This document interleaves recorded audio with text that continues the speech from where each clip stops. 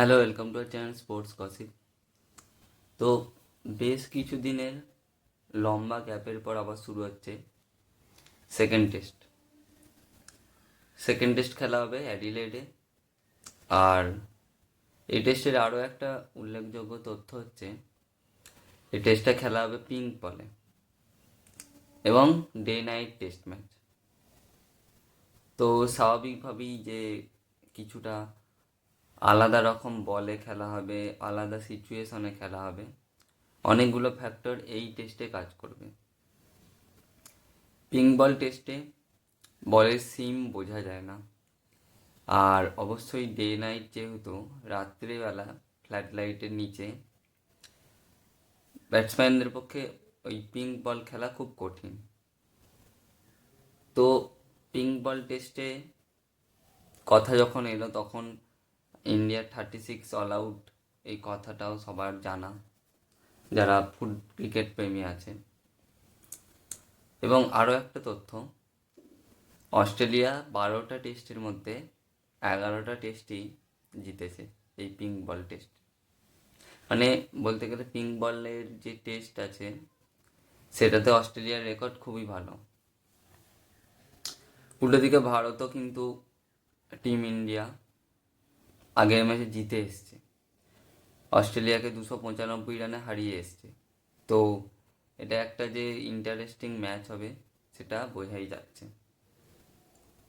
তো কি হতে চলেছে ইন্ডিয়া ভার্সেস অস্ট্রেলিয়ার ম্যাচে, এবং কি হতে চলেছে টিম ইন্ডিয়ার প্লেয়িং 11, সেটা নিয়েই আলোচনা করব। প্রথমেই দেখে নেওয়া যাক ওপেনার জসওয়াল তো পার্মানেন্ট চয়েস টেস্টে, এবং খুব শীঘ্রই কিন্তু জসওয়াল 3 ফরম্যাটেই পার্মানেন্ট চয়েস হয়ে যাবে। এখনো পর্যন্ত ওডিআই খেলেনি সেভাবে, তো ওডিআইটাতেও জসওয়াল কি প্রিফার করা উচিত, যেভাবে খেলছে, যা ট্যালেন্ট, এবং 150+ ইনিংস খেলে। যদি মানে মোটামুটি জসওয়ালের একটা ভালো দিক হচ্ছে ও যদি মোটামুটি টিকে যায়, ও যদি বিগ রান করে, 100 করে বিশেষ করে, তাহলে সেইটা 100টা কিন্তু বড় রানে আরও কনভার্ট করে। মানে 100 করেই যে আউট হয়ে যায় এরকম প্লেয়ার কিন্তু নয়। তো যথারীতি ট্যালেন্টেড ইয়ং জসওয়াল ওপেন, কার সাথে ওপেন করবে সেটাই এখন বড় ফ্যাক্টর।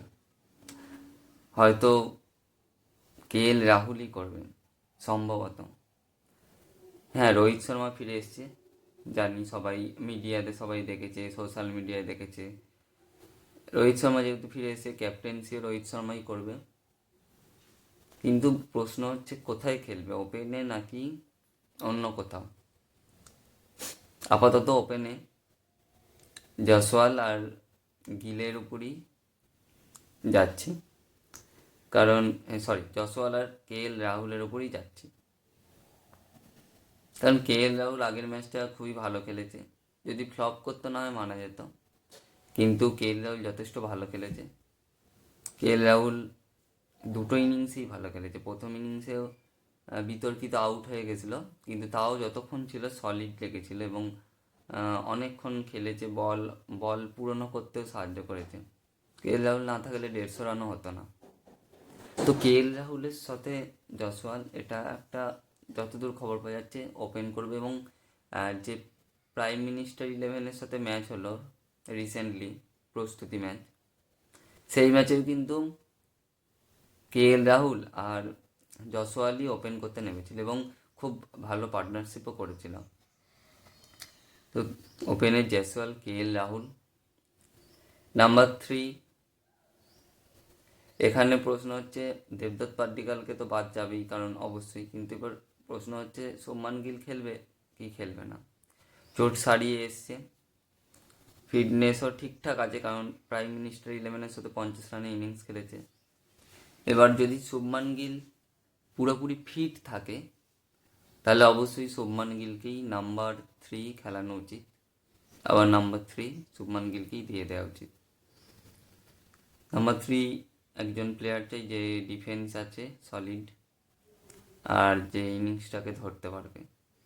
তো যদি ফিট থাকে শুভমান গিল, তাহলে অবশ্যই শুভমান গিল নাম্বার 3। নাম্বার 4 যথারীতি বিরাট কোহলি। বিরাট কোহলি যে সঠিক টাইমে, মানে কি বলে যে বড় ম্যাচের প্লেয়াররা, আসল টাইমে ফর্মে ফিরে আসে, আসল জায়গায়।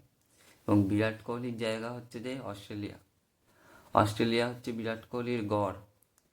ইতিমধ্যে 7টা সেঞ্চুরি হয়ে গেছে এবং দ্য গ্রেট সচিন টেন্ডুলকারকেও পিছিয়ে দিয়েছে সেঞ্চুরির নিরিখে অস্ট্রেলিয়ার মাটিতে। তো Virat Kohli number 4 obvious choice. এবং আশা করা যায় যে তার যে শতক 100 রান সেকেন্ড ইনিংসে করেছিল, সেই যে ধারাবাহিকতাটা বজায় রাখবে গোটা সিরিজে, এটা যদি বজায় রাখে সেটা টিম ইন্ডিয়ার জন্যই অবশ্যই খুবই দরকার এবং খুব ভালো হবে, অস্ট্রেলিয়াকে হারাতে গেলে সুবিধা হবে। তো বিরাট কোহলি নাম্বার 4।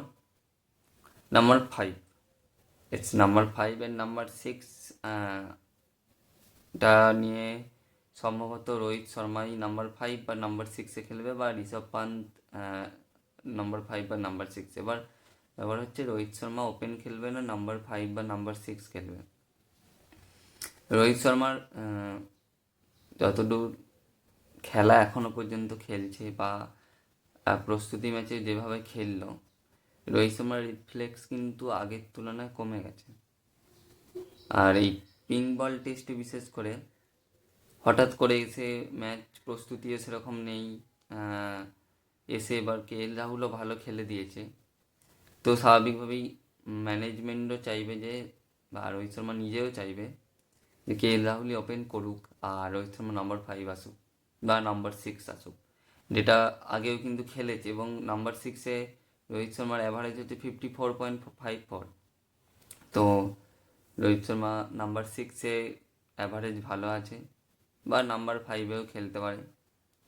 আর ঋষভ পান্ত নাম্বার 5 বা নাম্বার 6, এই দুজন 5-6, রোহিত শর্মা ঋষভ পান্তকে নিয়ে কিছু বলার নিয়ে আলাদা করে। ও টেস্টে যদি বলা হয় যে সব থেকে গ্রেটেস্ট ইন্ডিয়ার যে ব্যাটারদের মধ্যে কে, তাহলে কিন্তু ধোনির আগে ঋষভ পান্তকেই নামতে হবে এখনই। মানে ইতিমধ্যেই যে যতগুলো ওভারসিজ সেঞ্চুরি করেছে বা যতগুলো 90s করেছে, যতগুলো 50-এর উপর রান করেছে, যেভাবে কিপিংও করছে, কিপিংয়েও ইমপ্রুভ করেছে অনেক। তো বলাই যেতে পারে ইন্ডিয়ার greatest test batsman, wicket keeper batsman অবশ্যই, সেটা হচ্ছে ঋষভ পান্ত। তাহলে ঋষভ পান্ত আগের ম্যাচে খেলতে পারেনি সেভাবে, তো আশা করবো এই ম্যাচে আবার পুরনো ঋষভ পান্তকে দেখতে পারবো। এবং অস্ট্রেলিয়ার সাথে, অস্ট্রেলিয়ার যে একটা ভয় আছে বিরাট কোহলির সাথে, ঋষভ পান্তকেও কিন্তু অস্ট্রেলিয়া যথেষ্ট ভয় পায়, কারণ পান্ত কখন কি করবে কেউ বলতে পারে না।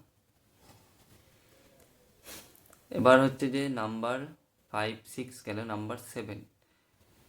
নাম্বার 7 নীতিশ কুমার রেড্ডি থাকবে অবশ্যই। অ্যাডিলেডে টেস্ট, পিঙ্ক বল টেস্ট, সিম আপ অপশন থাকা ভালো। এবং নীতিশ কুমার রেড্ডি যে কেপেবল, যে ও যোগ্য বলেই ওকে চান্স দিয়েছে। প্রথমে অবশ্যই সমালোচনা হচ্ছিল যে এরকম কোনো ফার্স্ট ক্লাস ম্যাচও বেশি খেলেনি, বয়স অল্প, অস্ট্রেলিয়া খেলার অভিজ্ঞতাও নেই, তো হঠাৎ করে এরকম ডেবিউ করালো, এটা হচ্ছে একটা ব্লান্ডার হয়ে যেতে পারে। কিন্তু টিম ম্যানেজমেন্ট আস্থা দেখিয়েছে এবং নীতিশ কুমার সেই প্রত্যাশা পূরণ অন্তত প্রথম টেস্টে অবশ্যই করেছে খুব ভালো মতো। কারণ ওই ইনিংসটা না খেললে ইন্ডিয়া হয়তো 100 রানের মধ্যেই শেষ হয়ে যেত, 105-100-র মধ্যে। কারণ ওই 41 রানের ইনিংসটা মানে খুবই ভাইটাল ইনিংস ছিল। এখন প্রশ্ন হচ্ছে যে নীতিশ কুমার রেড্ডির সাথে খেললে, নাম্বার 8 যদি ওয়াশিংটন সুন্দর খেলে, তাহলে আবার কিন্তু আমরা দেখতে চলেছি অশ্বিন জাদেজাহীন টেস্ট ম্যাচ। এবং অ্যাডিলেডে কিন্তু অশ্বিনের রেকর্ড খুবই ভালো, জাদেজারও রেকর্ড ভালো অ্যাডিলেডে, এবং ডে নাইটেও পিঙ্ক বল টেস্টে অশ্বিনের রেকর্ড ভালো। অশ্বিনের অ্যাভারেজ হচ্ছে 15 point something, bowling average, batting নয় বোলিং অ্যাভারেজ। তো অশ্বিন হচ্ছে যে পিঙ্ক বল টেস্টে সফল, খুবই সফল, এবং অস্ট্রেলিয়া টিম অনেক লেফট হ্যান্ডেড ব্যাটসম্যানও রয়েছে। তো জাদেজা খেলবে না, ধরেই নিয়ে যাচ্ছে যে জাদেজা হয়তো খেলবেই না। তো অশ্বিনও সম্ভবত ওয়াশিংটন সুন্দর যেভাবে খেলছে, ইন্ডিয়া এই টিমটাকেই মানে ওয়াশিংটন সুন্দরের উপরই যাবে, এবং সম্ভবত এই টিমটাতে স্টিক করতে পারে। কিন্তু মনে হচ্ছে অশ্বিনও খেলতে পারে, অশ্বিন বা জাদেজা এই দুজন, অশ্বিন বা সুন্দর এই দুজনের মধ্যে একজন খেলবে। আর বাকি 3 পেসার হার্ষিদ রানা, বুমরা আর সিরাজ। অবশ্যই হার্ষিদ রানা ডেবিউ ম্যাচে ভালো খেলেছে, এবং হার্ষিদ রানার আরেকটা বৈশিষ্ট্য হচ্ছে টপ অফ দ্য অফ স্টাম্পে এমন এমন মাঝে মাঝে বল করে যে ব্যাটসম্যানদের সেই বল খেলতেই হবে, এবং আউটও হয়েছে 2-3 জন। মোট 4টে উইকেট পেয়েছিল, এবং প্রাইম মিনিস্টার ইলেভেনের সাথেও 4টে উইকেট পেয়েছে হার্ষিদ রানা। তো হ্যাঁ, সাথে সাথে হার্ষিদ রানার ব্যাটিংও খুব ভালো, যতদূর স্ট্যাটস দেখা যাচ্ছে। ওনার যে ঘরোয়া ক্রিকেটের রেকর্ড আছে, খুবই নাম্বার 8 ব্যাটার হিসেবে খুবই প্রশংসনীয়। তাই হার্ষিদ রানা অবশ্যই খেলবে। আকাশদীপ বা প্রসিদ্ধ কৃষ্ণার আগে হার্ষিদ রানাকেই প্রিফার করা হবে এই ম্যাচটাতেও। আর বুমরা যথারীতি ক্যাপ্টেন্সি যথেষ্ট ভালো করেছে, কিন্তু যেহেতু রোহিত শর্মা চলে এসেছে তাই জায়গা ছেড়ে দিতে হবে ক্যাপ্টেন্সি। আর বুমরা অবশ্যই বোলিং তো অসাধারণ করে, জানাই কথা, তো বুমরাকে নিয়ে আলাদা করে বলার কিছু নেই। আর সিরাজ, অবশ্যই সিরাজও এখন আর কোনো মানে সিরাজ কিন্তু এখন সিনিয়র প্লেয়ার, সিরাজের রেসপন্সিবিলিটি আছে, এবং সে আগের ম্যাচে রেসপন্সিবিলিটি করেওছে। তো ইন্ডিয়া শুড মানে এইটাই স্টিক করবে প্লেইং 11। যদি বদলানোর হয় খুব জোর হলে অশ্বিন হয়তো আসতে পারে,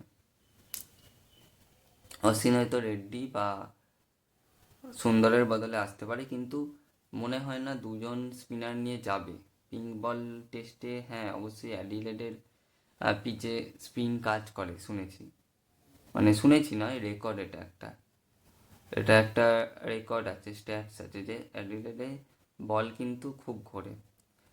ডে 5-এ অবশ্য এখন টেস্ট ম্যাচে অতদিন খেলা যায়ও না, ডে 4ই শেষ হয়ে যায়, কিন্তু ডে 5-এ যথেষ্ট বল ঘোরে, এবং নাথান লায়ন এই অ্যাডিলেডে কিন্তু তুরুপের তাস হতে পারে অস্ট্রেলিয়ার জন্য। তাই ওয়াশিংটন সুন্দরও ভালো করছে, কিন্তু ওয়াশিংটন সুন্দরের মাত্র একটাই টেস্ট খেলেছে এর আগে অস্ট্রেলিয়া, আর গতকালের ম্যাচটা মানে গত টেস্ট ম্যাচটায়। তো অভিজ্ঞতা কম, কিন্তু ব্যাটিং ভালো করেছে, বোলিংয়েও 2টো উইকেট পেয়েছে শেষ ইনিংসে। ব্যাটিং যথেষ্ট সলিড দেখিয়েছে, ডিফেন্স সলিড দেখিয়েছে। তো লোয়ার অর্ডারে ওয়াশিংটন সুন্দর যথেষ্ট ভালো খেলবে আশা করা যায়, তাই হয়তো অশ্বিন জাদেজাকে এটাতেও বসতে হতেই পারে মনে হচ্ছে। তো এই হচ্ছে আজকের ম্যাচ প্রিভিউ। আশা করা যায় যে একটা উপভোগ্য ম্যাচ হবে, এবং ইন্ডিয়া আবার ভালো করে দেখাবে। ধন্যবাদ।